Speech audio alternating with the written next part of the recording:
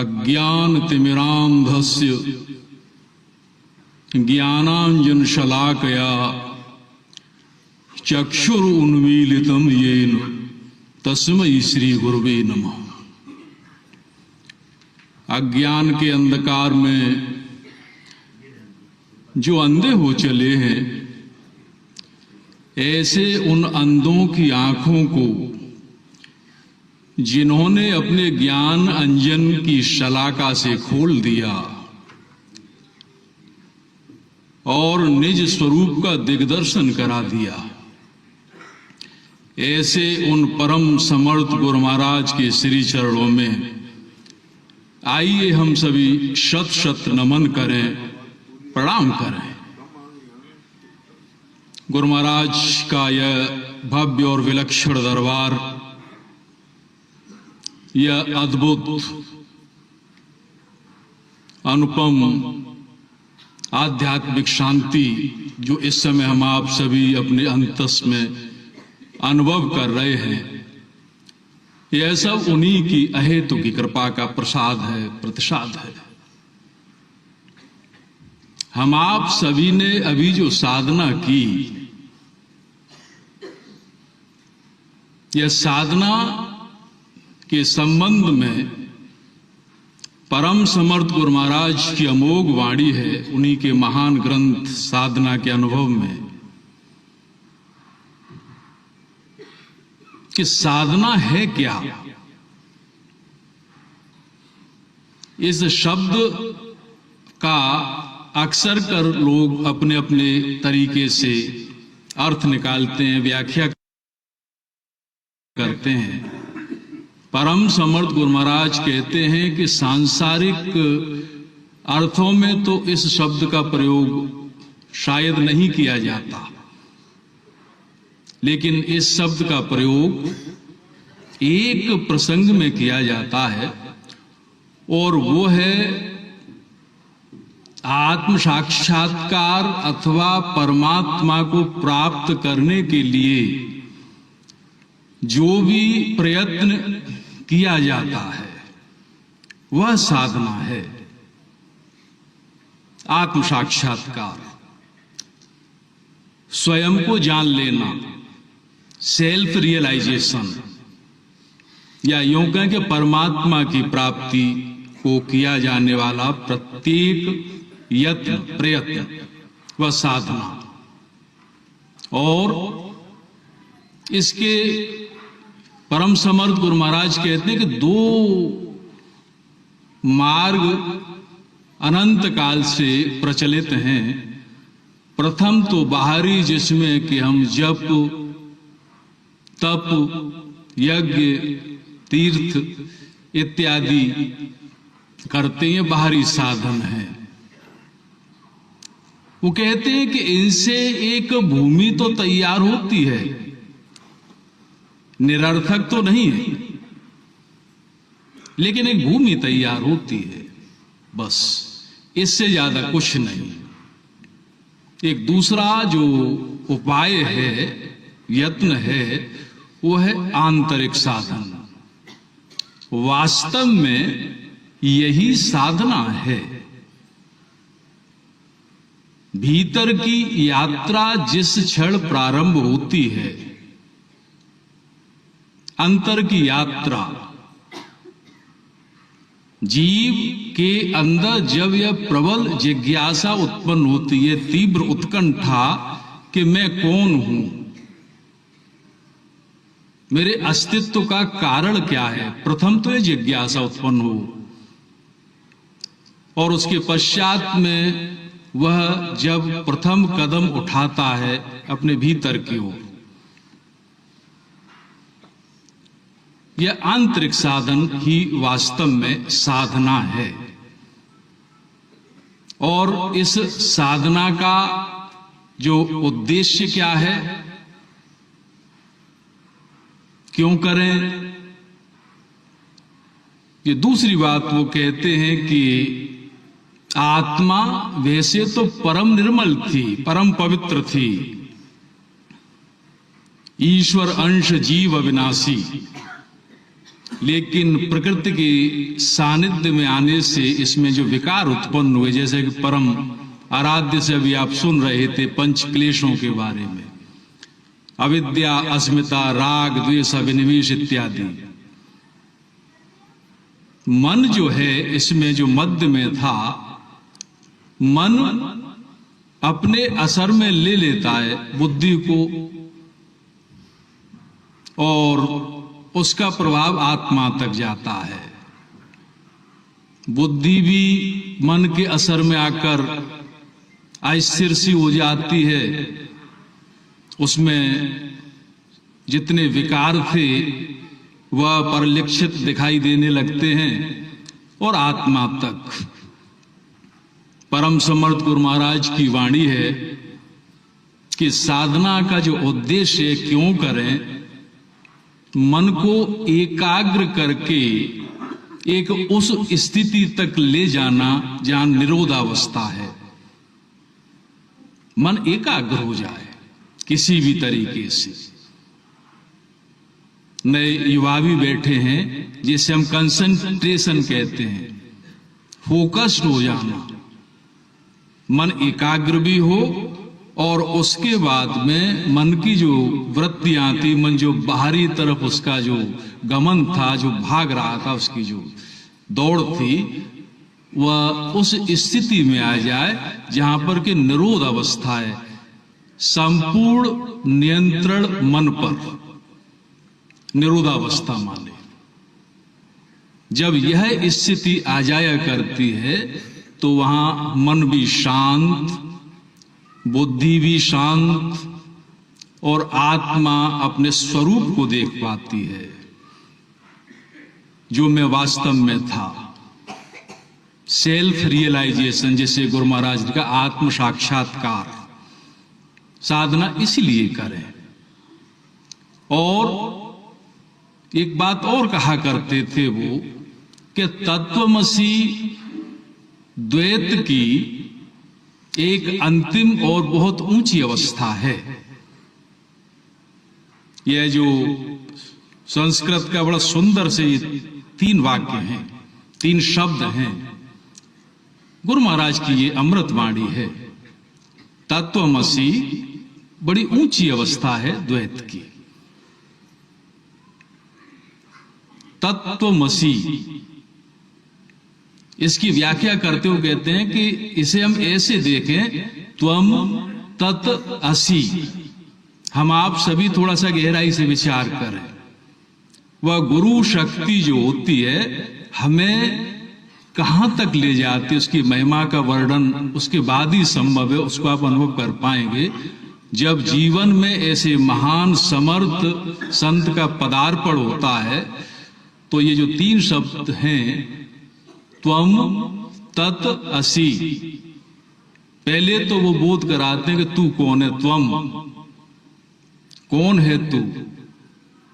क्या अब तक वही प्रकृति के 5 तत्वों से निर्मित शरीर ही तू था, अथवा यह जो तेरा अंतःकरण था, मन, बुद्धि, चित्त, अहम, जो तेरे करण थे, इंस्ट्रूमेंट थे, सूक्ष्म जो तेरे, ये क्या यही था तू, या फिर इससे कुछ आगे और था?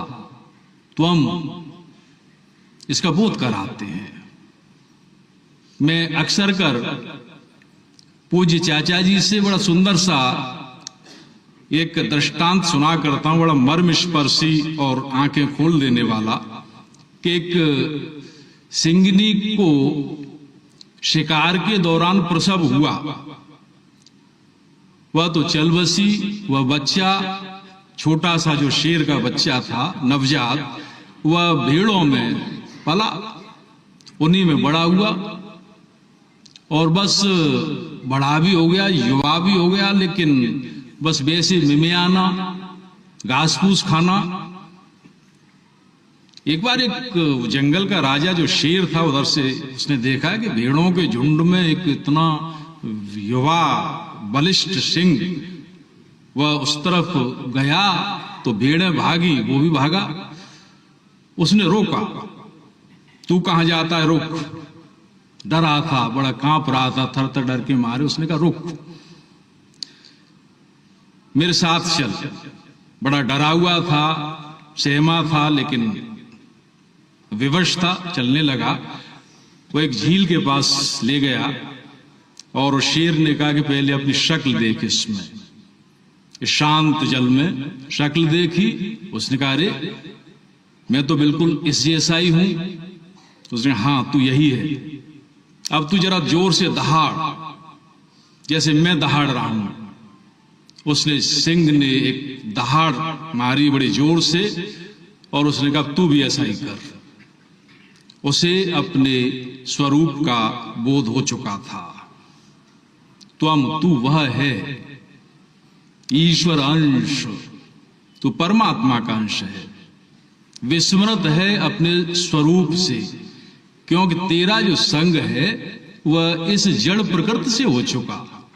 त्वम तत्, तू वह है।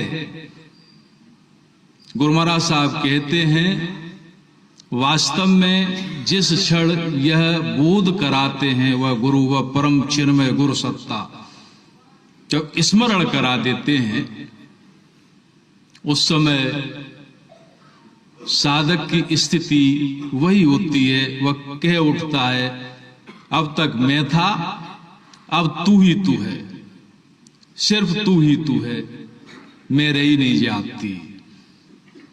थोड़ा सा द्वैत जरूर है, कहने वाला है, लेकिन यह परम निर्मल अवस्था है। और उसके बाद में फिर प्रेम की भूमि है, ये उन्हीं के भाव हैं, और प्रेम साधना की सिद्धि है। कबीर साहब को उद्धृत करते हुए वो कहते हैं, इसी के आगे, रेन समानी भानु में, भानु आकाशे माहे, आकाश समाना शब्द में, शब्द परे कछु नाहि। रेन माने रात्रि, रात्रि जो थी वह समा गई सूरज में।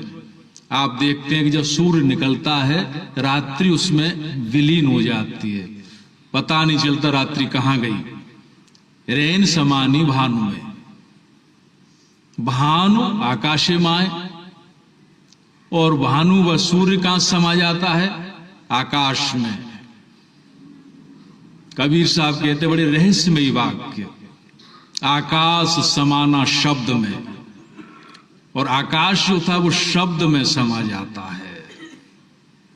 शब्द उसकी तन मात्रा है, और शब्द परे कछु नाहि, शब्द के परे कुछ भी नहीं है।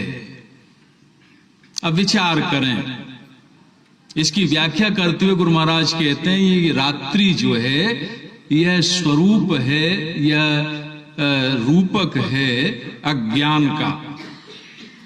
यह अज्ञान की जो रात्रि थी वह गुरु कृपा से ज्ञान के प्रकाश में समा जाती है। सूर्य प्रतीक है ज्ञान का, और उसके पश्चात भानु समाना आकाश में।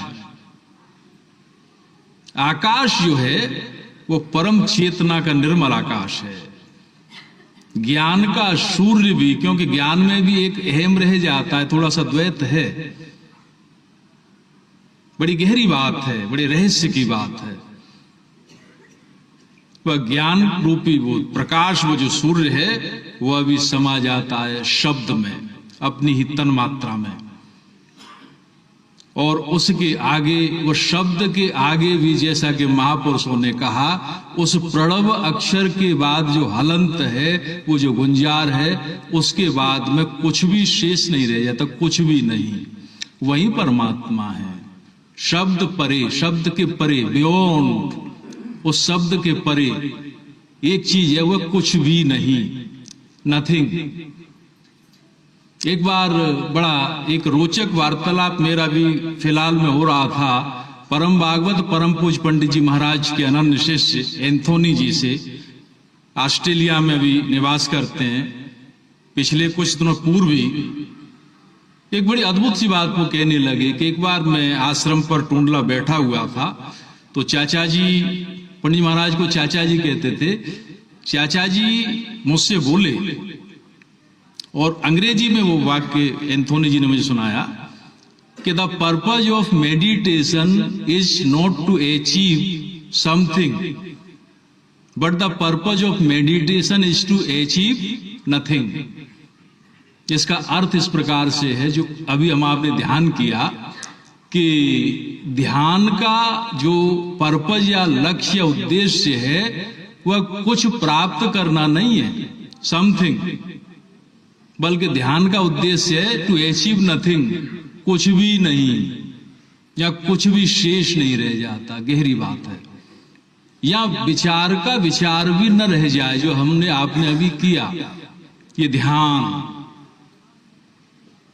इस ध्यान की यह जो ऊंची अवस्था है, गुरु महाराज इसी तरफ इशारा करते हैं। संप्रज्ञात और आगे संप्रज्ञात और महाशून्य अवस्था तक की बात उन्होंने की। चर्चा काफी विस्तृत हो जाएगी, लेकिन संकेत के माध्यम से ऐसी जो गुरु सत्ताएं हैं, परम समर्थ गुरु महाराज सरीखी जो महान अवतारी आत्माएं हैं, वह संकेतों के माध्यम से बड़ी गहरी बातें कर जाते हैं। वह जो निर्विचार, वो शून्य की अवस्था, वहां तक ले जाते हैं जहां पर मैं अपने स्वरूप का बोध कर लेता हूं। कितनी सरल सी साधना, कितनी सरल सी युक्ति उन्होंने आज के समय में इस साधना के रूप में हम आप सभी को दी। इतनी विलक्षण सी साधना। परम भागवत परम पूज्य पंडित जी महाराज का एक भजन याद आता है, सर्वाधिक प्रिय भजन था, हरि तुम बहुत अनुग्रह कीनो, साधन नाम विबुध दुर्लभ तन मोय कृपा कर दीनो। हरि तुम बहुत अनुग्रह कीनो, कोटिक मुख उपकार, कह जात न प्रभु के एक एक उपकार, तदप नाथ कछु और मांगे हो, जानत परम उदार। आपने बड़ा अनुग्रह किया हे परम समर्थ गुरु महाराज। यदि करोड़ों मुख से आपके इन उपकारों का वर्णन करने का प्रयास भी करूं, किया नहीं जा सकता। इतने उपकार हैं आपके। तदप नाथ कछ और मांगे हो, फिर भी हे नाथ कुछ और मांगने को जी चाहता है, यह जानकर कि आप परम उदार हैं। अंत में गोसाई जी महाराज एक पंक्ति कहते हैं, तुलसीदास ये जीव मोह रज जो बांध्यो सोई छोड़े। यह मोह रूपी अज्ञान रूपी रस्सी में जिसने बांधा है, इस रस्सी से वही छुड़ा सकता है जिसने बांधा है जीव को। अपना यहां पर पुरुषार्थ काम देता नहीं है। यह मोह रूपी रज्जू, यह रस्सी, यह वही उसको वो कर सकता है। वो वही चीज वो कहा करते थे परम भागवत परम पूज्य पंडित महाराज परम समर्थ गुरु महाराज की याद में, अज्ञान का पर्दा पड़ा वह दूर तुमने कर दिया। ये अज्ञान का जो पर्दा था, ये आपने दूर किया, आपने ही दिखा दिया उस स्वरूप को जिसके लिए कबीर साहब कहते हैं, सतगुरु की महिमा अनंत, अनंत दिखावनहार, लोचन अनंत उघाड़िया। अनंत दिखावनहार, अनंत किया उपकार, लोचन अनंत उघाड़िया, अनंत दिखावनहार। उसकी महिमा का क्या वर्णन किया जाए।